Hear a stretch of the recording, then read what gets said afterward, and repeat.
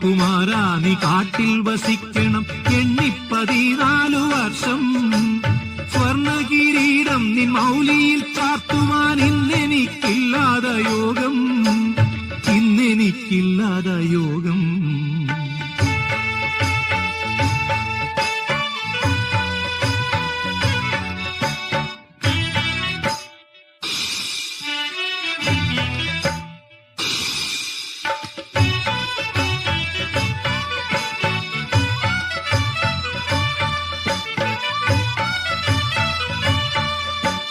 തളിരുപോലുള്ള നിൻ പാദങ്ങൾ കാട്ടിലൂടലയുന്നതോർക്കുവാൻ വയ്യ.